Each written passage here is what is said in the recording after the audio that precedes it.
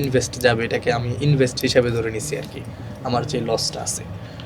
আপনি কি মনে করেন ভাগ্য নাকি স্কিল একটা মানুষকে সাকসেসের জন্য কোন জিনিসটা বেশি ইম্পর্ট্যান্ট? দুইটাই ইম্পর্টেন্ট। স্কিল শুধু থাকলে হবে না এবং ভাগ্য থাকতে হবে, কারণ ভাগ্যটা তো সরাসরি আল্লাহর উপর থেকে আসে। আপনার ক্ষেত্রে কোনটা কাজ আমার করেছে? ক্ষেত্রে দুইটাই হয়েছে। সো আমার যেমন স্কিল যতটুক আছে, স্কিলের সাথে মানে উপরওয়ালার ডাইরেক্টও হাত আছে। কারণ অনেকে দেখা গেছে স্কিল ছাড়াও অনেক কিছু করতে করে পারতেছে, ফেলে। করে ফেলতেছে আঙ্গুল ফুলে কলা গাছ, এটা আমার নিজের চোখে দেখা। আবার অনেকে আছে অনেক পরিশ্রম করতেছে কিন্তু বাট ভাগ্য পড়ে গেছে। সাথ দিচ্ছে না। হ্যাঁ, ভাগ্য সাথ দিচ্ছে না। সো আমি যেটা বলবো আমার সাথে দুইটাই হয়েছে, দুইটাই আছে, যে আমার আল্লাহ যতটুকু আমাকে স্কিল দিচ্ছে আর ভাগ্য তো উনি লিখিয়ে রাখছে যতটুকু আর কি।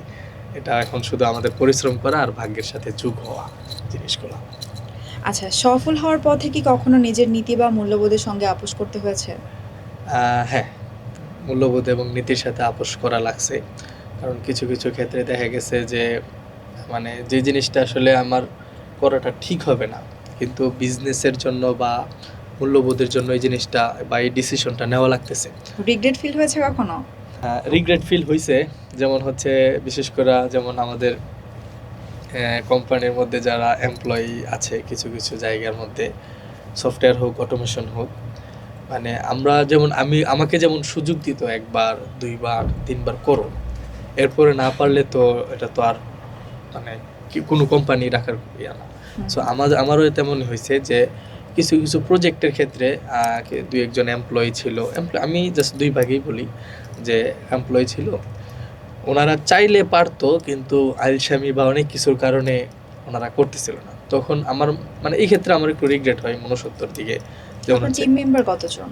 টিম মেম্বার যদি বলি, টিম মেম্বার আমাদের 30+ আছে, সব কিছু মিলে রিমোটলি প্লাস ফুল টাইম। এর মধ্যে অটোমেশনের এক পার্টে কাজ করে, ইন্ডাস্ট্রি বেজ সফটওয়্যারে এক টিম কাজ তাদের করে। বন্ডিংটা কেমন সবার মধ্যে?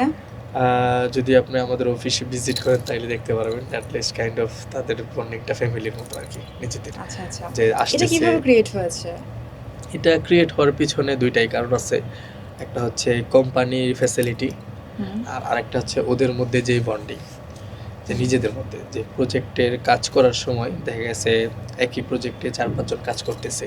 এখন কাজ করতে করতে তো যেহেতু টিমে কাজ করতেছে সেহেতু একসাথে কাজ করতে করতে কিন্তু একটা বন্ডিং হয়ে যায় অটোমেটিক।